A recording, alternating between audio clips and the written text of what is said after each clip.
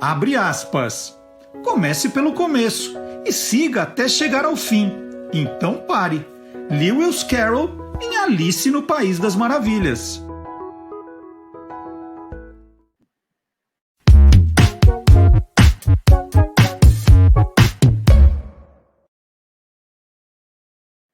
Boa noite, noite de estreia aqui no canal do Guia dos Curiosos. O Tô Lendo é um programa que vai mostrar o lado curioso dos livros, dos escritores, dos ilustradores, dos capistas, dos revisores e também dos leitores. É um programa diferente sobre literatura. Tem muita coisa especial reservada para você. Por enquanto, nós vamos dar uma folga para o meu outro eu, né? Mas ele pode aparecer a qualquer momento em edição extraordinária. Assim que aparecer um Marcelo Duarte novo, né, o meu outro eu vai aparecer. Mas, por enquanto, toda terça-feira, um encontro para falarmos de livros. Eu estou lendo. Bom, o que eu estou lendo? Eu vou começar com o meu livro do momento, né? Esse é o meu livro do momento, A Máquina do Ódio, da Patrícia Campos Melo. Estou no comecinho aí, gente. Estou na página 77, está aqui marcado, né? Quando eu estou começando a ler, eu uso a orelha do livro, né? Mas quando eu vou avançando muito, aí começa a estragar a orelha, aí eu paro. E tem muita gente falando do documentário da Netflix, né, O Dilema das Redes, que fala justamente do poder que está envolvido hoje nas redes sociais.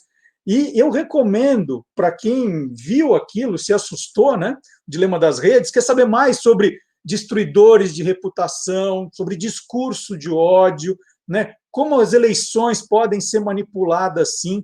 A Patrícia fez uma série de reportagens para a Folha de São Paulo sobre a campanha no WhatsApp, né, os disparos de mensagens ali ilegais.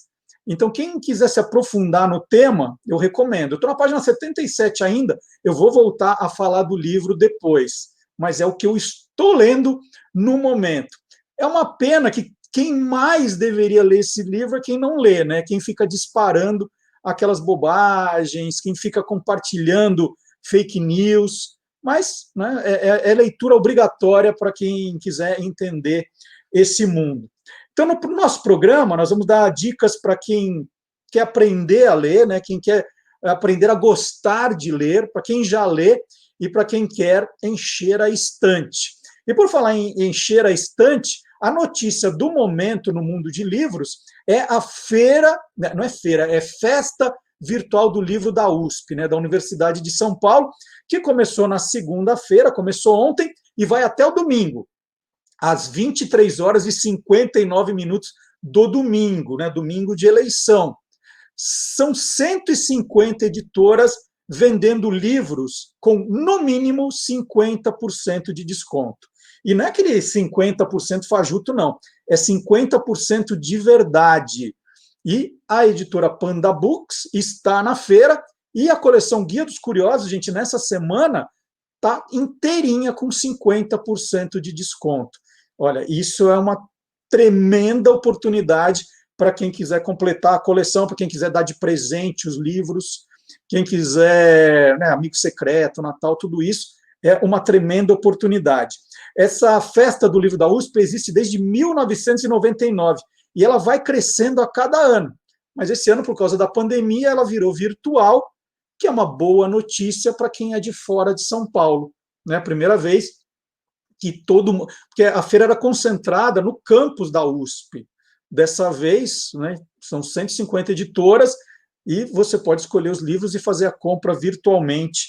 Vai para o Brasil inteiro. Então, essa é uma dica ótima para começar o programa.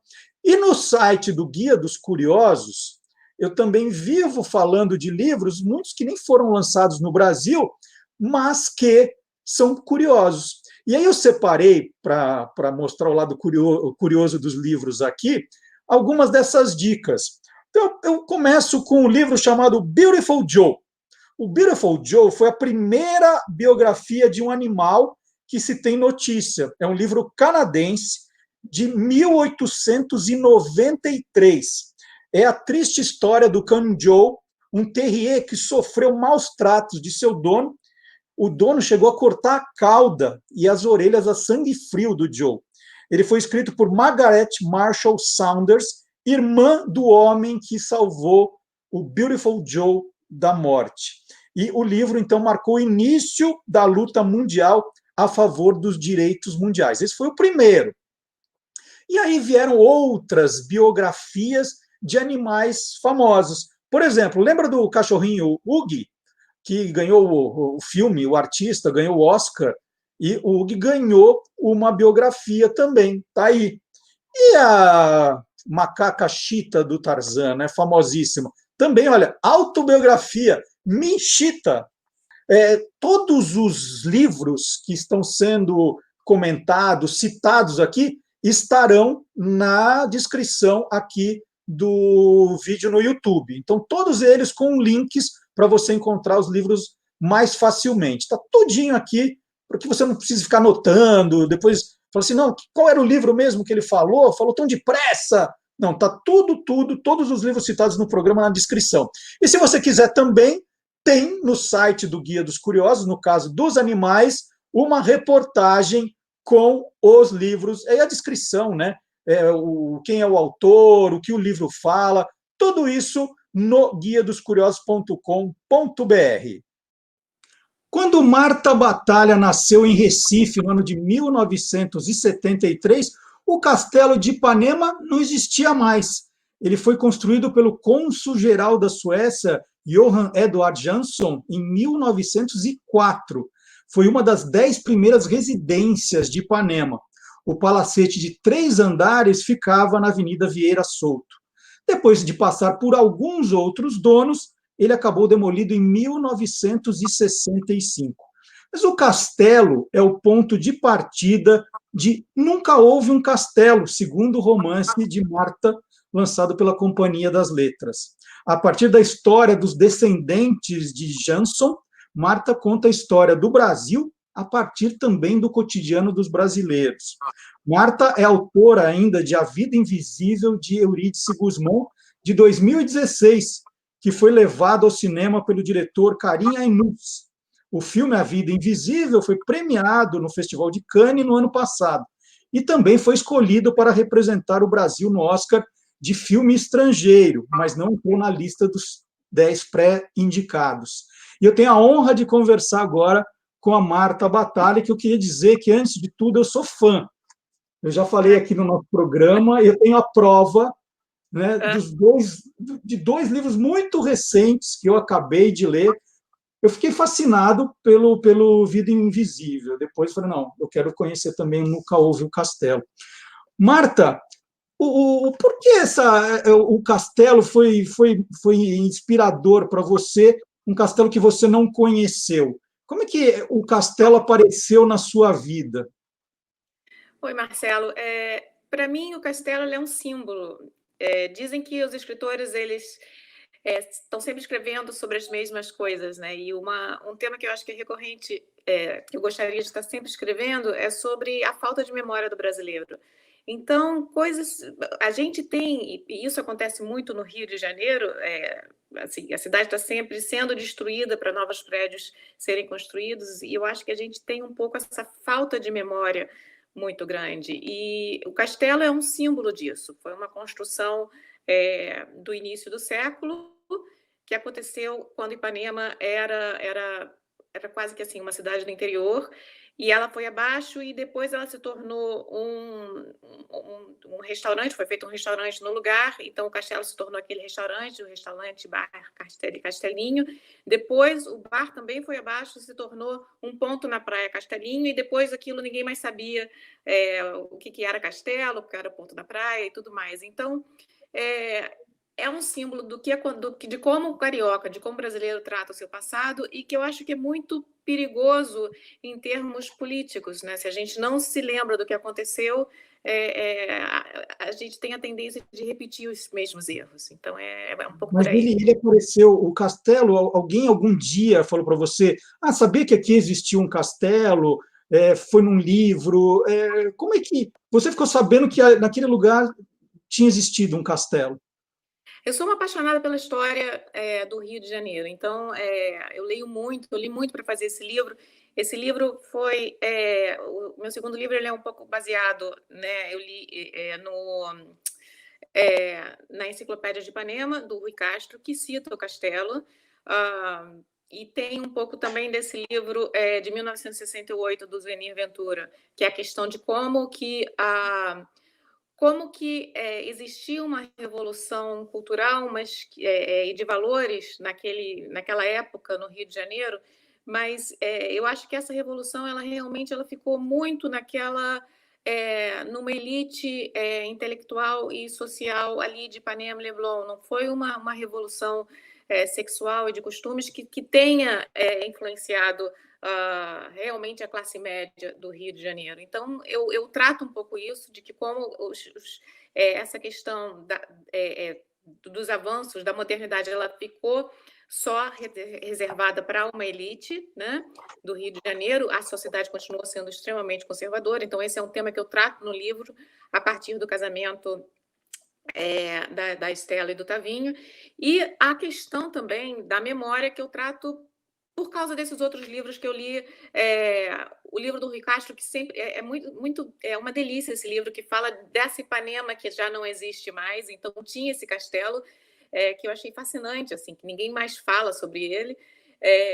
E um outro livro também que me ajudou, um livro não, um autor, é o Luiz Edmundo. Eu não sei se você conhece o Luiz Edmundo? Não conheço.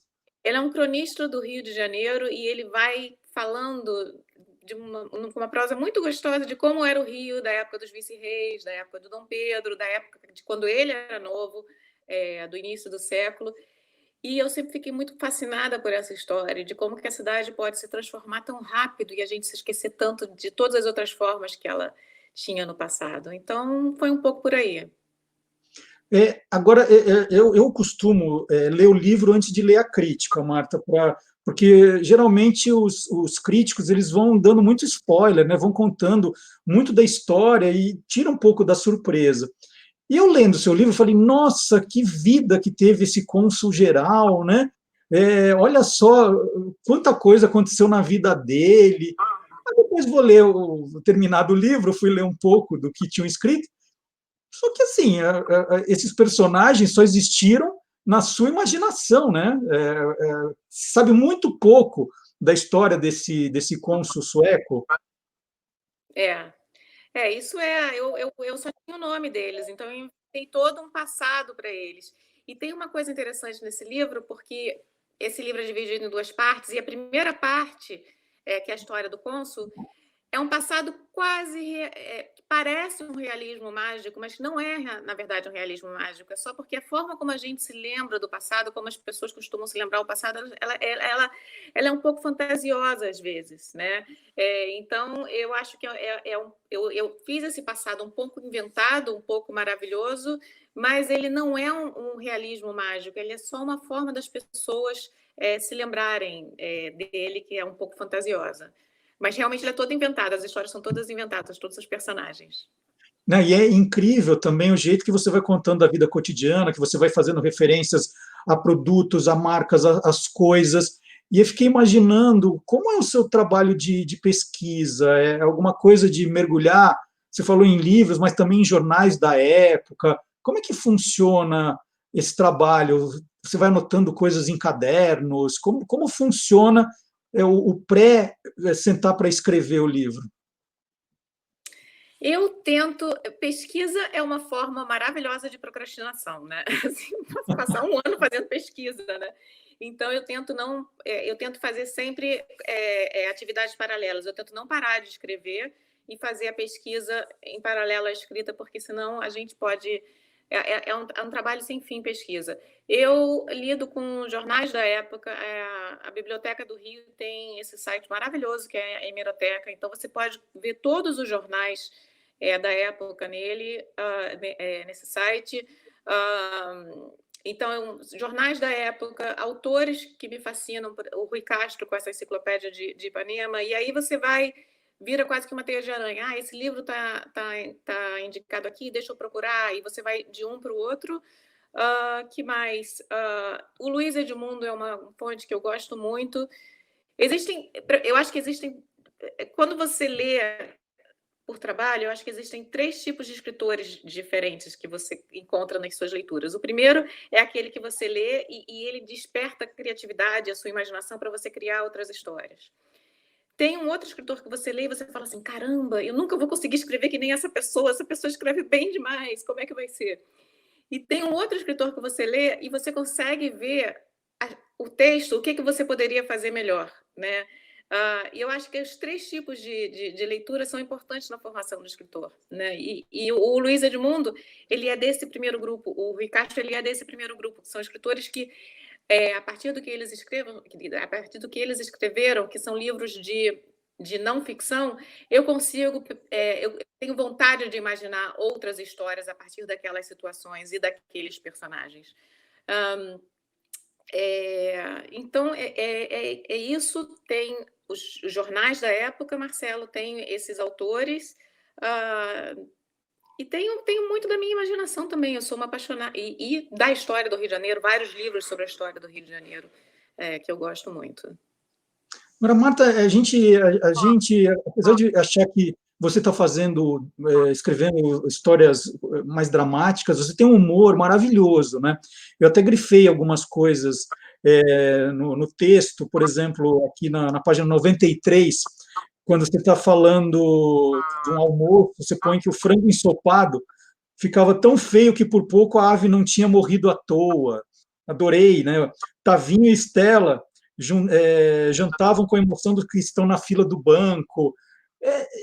O humor é uma coisa necessária, mesmo quando a história é mais forte, mais profunda, assim. Você tem um humor gostoso, inteligente, assim. Como é que vem esses momentos também no livro? Eu acho que é um pouco do estilo, a minha forma de lidar com temas mais sérios até é através de humor, que eu acho que é uma característica até de bastante de muitos criadores, de muitos artistas no Brasil, né? Eu acho que o humor é uma reação a uma realidade que não é muito agradável.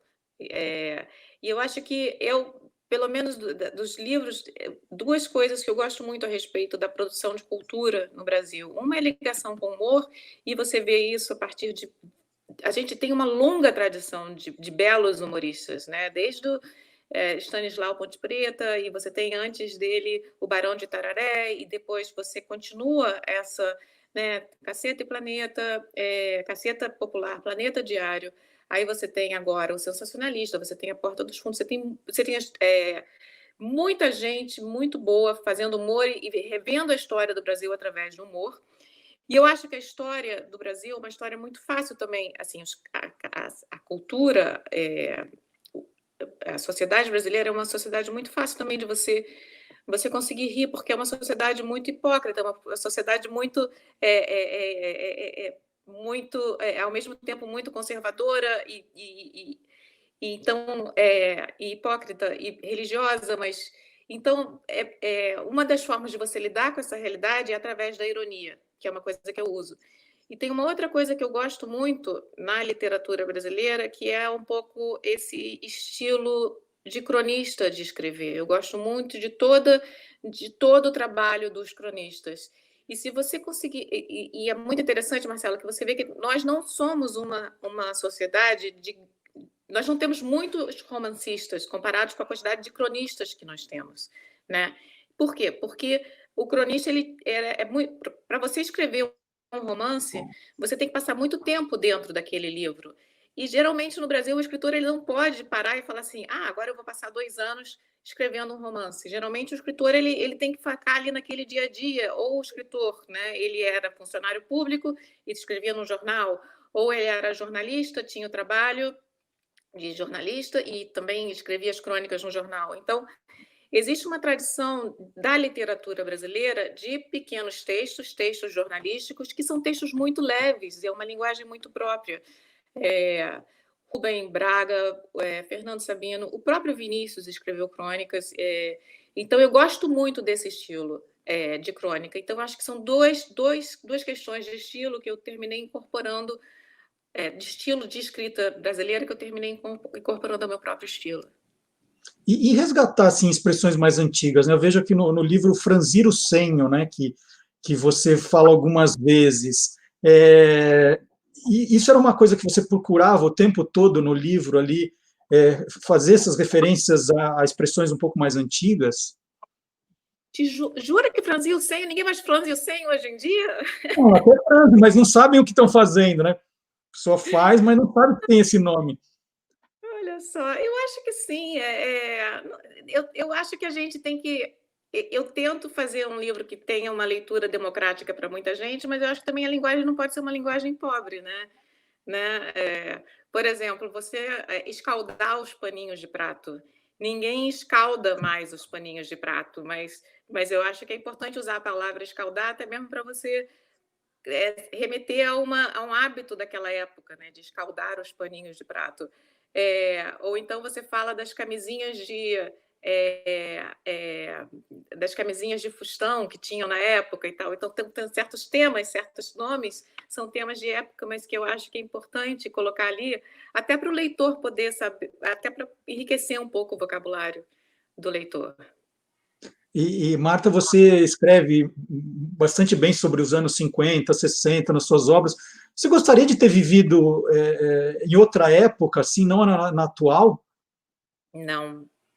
Eu não tenho muita nostalgia sobre aquela época, assim. Eu acho que não era uma época muito agradável. Eu acho até que, assim, vários dos problemas que a gente está tendo hoje, eu não tenho, são causados pela forma como a nossa sociedade estava estruturada no passado. Então, a minha ligação com o passado na verdade, uma ligação de como a gente precisa dele para a gente entender o momento que a gente está atual. Né? É menos uma ligação assim de olha como o passado era mais bonito e era tudo muito melhor. Eu acho que o carioca, o brasileiro, ele tem um processo contínuo de destruição dos próprios valores, da própria cultura, da própria memória, e a forma da gente de entender algumas situações hoje é tentando entender como é que era o passado, não como sendo um lugar melhor, mas como sendo o começo de vários problemas, de várias situações que só pioraram com o tempo. E eu acho que não, eu acho que as mulheres elas estão numa posição melhor hoje, embora eu ache que a gente esteja retrocedendo muito com o governo atual. É uma coisa que me preocupa muito. Interessante, Marcelo, porque no ano passado eu dei uma entrevista e a repórter me perguntou se eu achava que o Brasil estava melhor ou pior. E eu falei que não sabia responder, eu achava que estava mais complicado. Hoje eu acho que o Brasil está pior em muitas coisas e é muito triste entender isso. Mas eu ainda acho que a forma da gente entender como que a gente chegou a esse ponto é indo para o passado e tentando entender melhor a nossa história. Bom, Nunca Houve um Castelo, você fala da questão de tortura, você fala do AI-5. Essa questão de milícias digitais nunca te preocuparam, né, na hora de escrever sobre esses temas, Marco?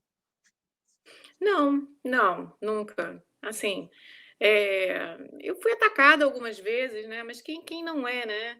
E não me preocupa, não. Acho que nada me cala nesse sentido. Nem isso, nem eu acho que o politicamente correto, nem eu acho que o escritor ele tem que ter liberdade para escrever sobre o que ele quiser. Ele não pode se autocensurar e nem ser censurado.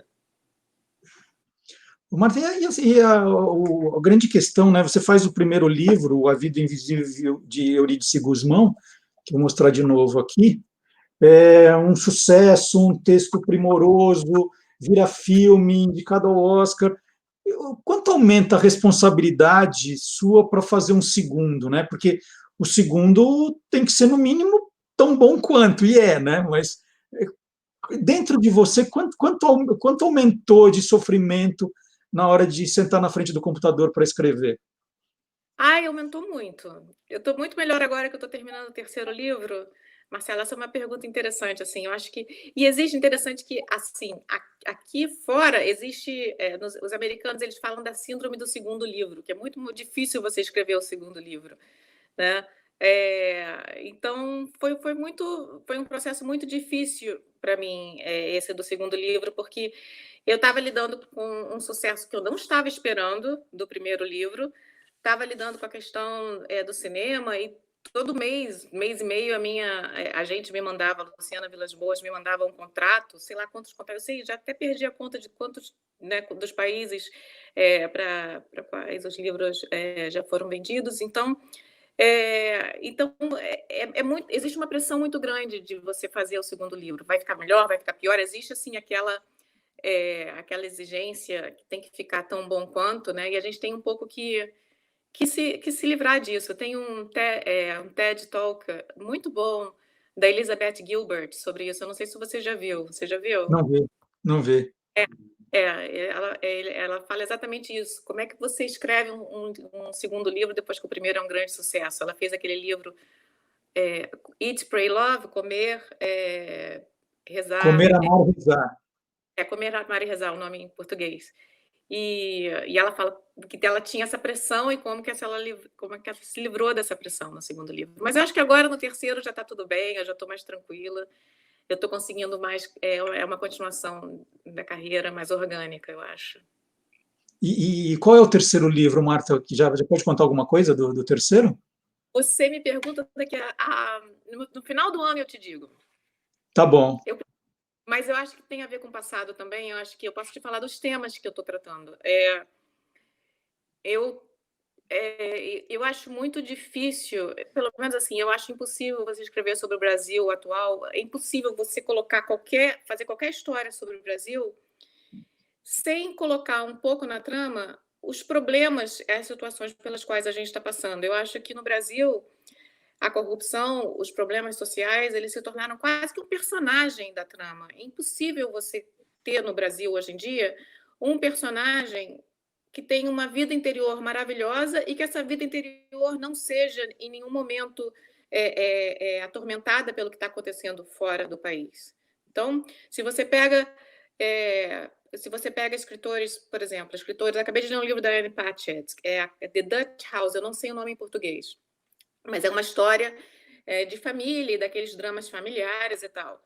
Uma história dessa no Brasil, você não pode simplesmente fazer uma trama familiar com só problemas daquela família, sem você colocar como que os problemas do país vão influenciar um pouco, né, aquela família. Mesma coisa Alice Munro, que escreveu contos maravilhosos das pessoas vivendo no Canadá mas acho que a gente não... E, assim, nada acontece. Ela não fala em momento nenhum de governo, ela não fala em momento nenhum dos problemas do Canadá, porque, sei lá, não deve ter problema no Canadá, só neva, né?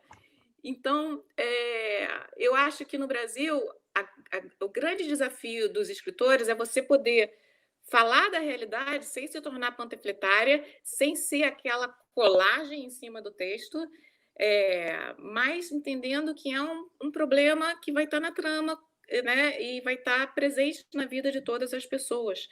E tentar um pouco entender, porque eu acho que a literatura serve para isso, né, para a gente tentar entender o nosso presente e o nosso passado. Então, vai ter...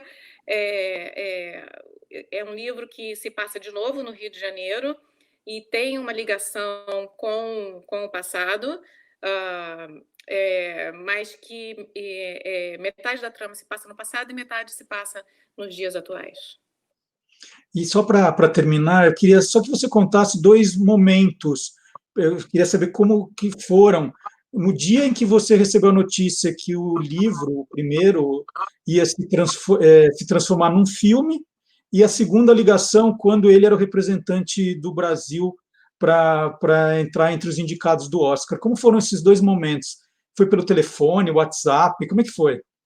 Foi pelo. Não foi. Olha, o primeiro momento foi muito interessante, porque não foi assim só o filme, assim. Era um ano que, assim, começou o ano, o mercado editorial brasileiro em super crise, e, bom, você sabe como é difícil emplacar no Brasil um novo autor, né? Uhum. E eu tinha desaparecido, eu tive uma editora no Brasil, mas eu tinha desaparecido porque quando você se propõe a fazer literatura, é muito difícil você ter uma presença nas redes, você ter uma super página do Facebook, se preocupar em ter seguidores e fazer a literatura e se trancar para fazer a literatura. Então, eu estava trancada tentando fazer aquilo e eu não tinha isso tudo. Então, quando a minha agente tentou vender o meu livro, era um nome que as pessoas não conheciam e não sabiam quem era. Ela apresentou o livro para todas as editoras do Brasil, as editoras não quiseram publicar. Ela apresentou uma segunda vez e as editoras também disseram não. E aí calhou de uma editora na Alemanha que lê em português, gostar, se apaixonar pelo livro e fazer uma oferta por Eurídice. Então, por isso que eu estou falando, eu vou chegar até o filme, porque foi o seguinte, e teve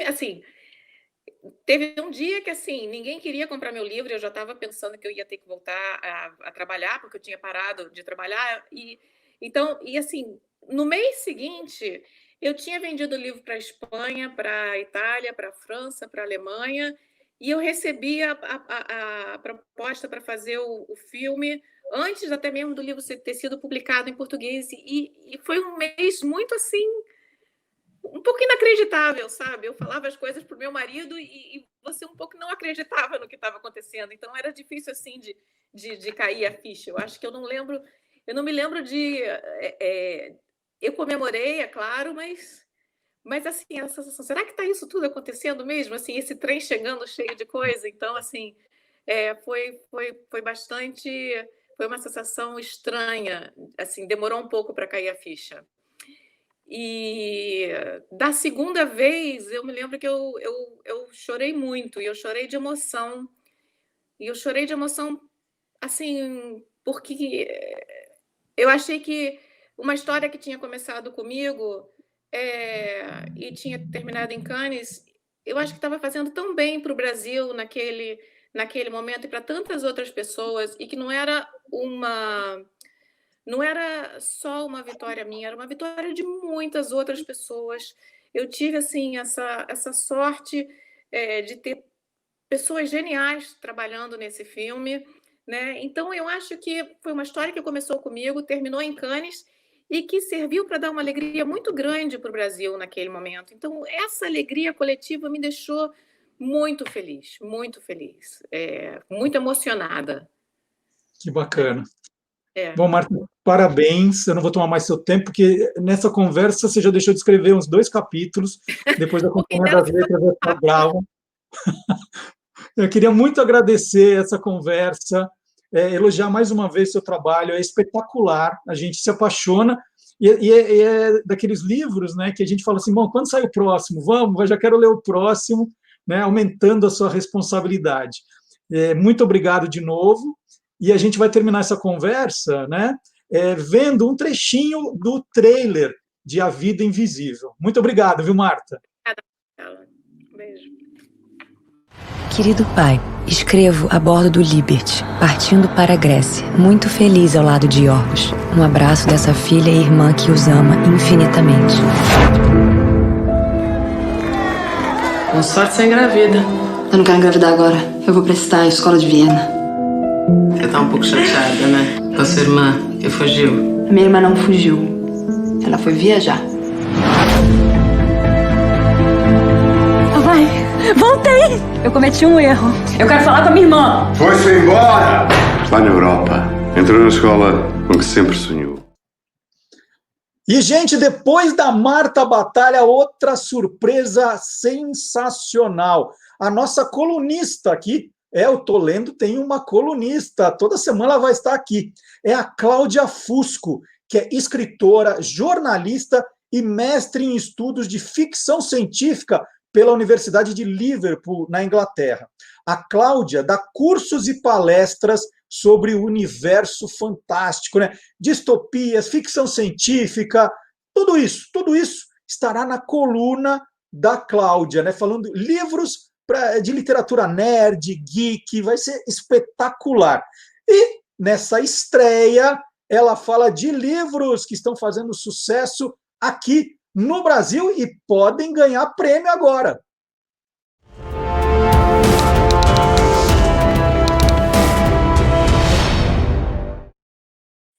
Tem literatura fantástica e suspense no Prêmio Jabuti desse ano.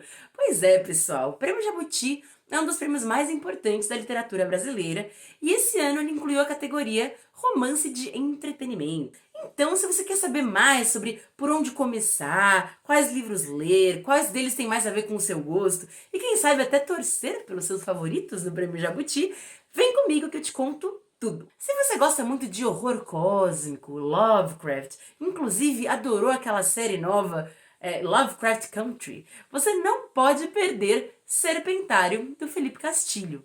Nessa obra, a gente vai acompanhar um grupo de amigos que passa por uma tragédia, um acontecimento terrível durante a adolescência deles. Todos eles são muito marcados por essa experiência e quando eles crescem na vida adulta, cada um tem, digamos, uma sequela desse acontecimento. Se você gosta de ficção científica, temos duas recomendações imperdíveis. O primeiro deles é A Telepatia São os Outros, da Ana Rush. Nessa história, a gente conhece uma protagonista que, depois de ter passado por muitas situações pesadas na vida dela, decide ir para um reduto no Chile de meditação. Quando ela chega lá, ela descobre que esse lugar tem muito mais camadas interessantes, inclusive rituais que levam a uma experiência telepática. A outra recomendação de ficção científica é Viajantes do Abismo, de Nikellen Witter. Nessa história, que tem uma pegada bastante distópica e também steampunk, a gente vai acompanhar diversos personagens, mas com um olhar fixo em uma personagem principal. Como toda boa distopia, é um livro que vai trazer muitas camadas de discussão política, cultural e social. Agora, para quem gosta de suspense, nós temos essas duas últimas recomendações aqui dessa categoria. A primeira delas é Olhos Bruxos, de Eliezer Moreira. Nessa história nós temos dois narradores contando perspectivas diferentes sobre um suspense, um mistério, o desaparecimento, na verdade, roubo, do Pincenê de Machado de Assis. É uma história com bom humor e com também, ao mesmo tempo, muita paixão pelo trabalho de Machado. E também temos o já clássico, super renomado autor Rafael Montes com seu livro Uma Mulher no Escuro, um suspense thriller entre os muitos outros que o Rafael já elabora nessa temática, que tem um pouquinho de recorte de gênero, tem um pouquinho de suspense e tem muita e muita tensão. Quem já leu Rafael Montes conhece a sensação de não conseguir parar de ler. O Prêmio Jabuti acontece esse ano no dia 26 de novembro e vai ser transmitido em todas as redes sociais da Câmara Brasileira do Livro. Agora você já tem muito material para ler, escolher seus favoritos e torcer muito no Prêmio Jabuti. Então, boa leitura! Tá aí, bem-vinda, Cláudia, que legal! Vocês repararam, eu adoro, né, quando a gente está vendo alguma live, algum programa que tem uma estante no fundo, ficar reparando os livros que tem atrás, né? Que livros são esses? No meu caso, eu estou fazendo o programa na frente da minha estante dedicada aos livros de esporte. Aqui tem Copa do Mundo, futebol, Olimpíadas, né? Não é exatamente a minha estante de literatura, de referências.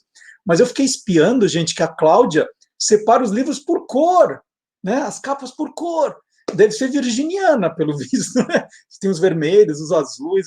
É uma boa ideia, é um bom jeito de dividir os livros, sim. E ela falou do Rafael Montes, né? Que é um autor carioca de 30 anos, que, né, bombadíssimo, tá? Todos os livros dele fazem um sucesso incrível. E Uma Mulher no Escuro é o 5º livro dele. Mas dependendo, né, do jeito que você olha, é o 6º também.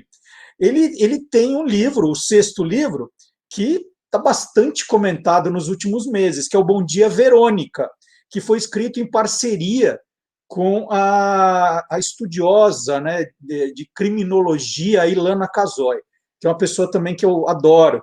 E eles escreveram o Bom Dia, Verônica juntos, mas com um pseudônimo, que é Andrea Kilmore, né?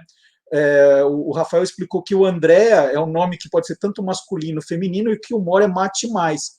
E no começo eles não revelaram que eram os dois, mas com o sucesso do livro sendo vendido, os direitos para a Netflix, né, que fez a série Bom Dia, Verônica, eles revelaram que eram os autores. E agora dizem que estão pensando em fazer as sequências, né, o Boa Tarde, Verônica, e o Boa Noite, Verônica. Então, Rafael Montes é um autor, sim, para ser conhecido, gente. E eu disse na abertura do programa que a gente aqui ia falar o lado curioso dos livros, dos escritores, e também vamos falar dos designers, dos capistas, né? Tem um projeto intitulado Good Movies as Old Books, né? Bons filmes como velhos livros, em que o designer e ilustrador Matt Stevens, ele fez o seguinte, ele pegou 100 dos filmes favoritos dele, 100 grandes títulos clássicos, e ele criou uma arte como se esses livros fossem livros de antigamente. Então, ele criou capas para esses filmes, capas de livros, e é muito legal, né, que ele deu até um ar meio envelhecido para alguns, como se fossem livros já manuseados, daqueles que você encontra em sebo. E eu vou fazer o seguinte, eu não vou mostrar o 100, eu nem consigo, mas nós vamos rodar aqui 10 dessas capas para vocês terem uma ideia de como é esse trabalho. Vamos lá. Mad Max, Parasita, De Volta para o Futuro, Star Wars, esse Missão Impossível tá demais, O Gladiador, Alien, Karate Kid, La La Land, olha que bonitinho, e Vingadores Ultimato. Então, uma brincadeira que o Matt Stevens fez, ele dá uma pincelada de uma cena, de uma coisinha da trama do filme, e ele colocou sempre, né, o nome do diretor como autor do livro. Essa foi uma sacada. Esse trabalho, essas 100 capas, viraram um livro, que tem o nome do projeto, né? Good Movies as Old Books, que está custando $50. Ele está vendendo, tem um endereço aqui do site dele, hellomattstevens.com. Então está lá à venda por $50 esse livro, e também as artes individuais das capas. Aí custa $20 cada uma. Se quiser dar de presente para alguém, é um filme que você gosta muito, você pode comprar só aquela ilustração. E agora, no Tô Lendo, nós vamos contar a história por trás de um livro.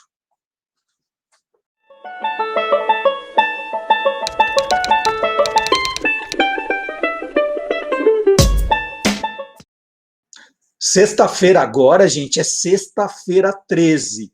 E quem inventou essa história de sexta-feira 13?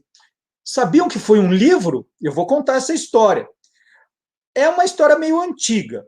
E quem ajudou a disseminar essa história foi o empresário e financista americano Thomas W. Lawson. Ele nasceu em 1857 e morreu em 1925.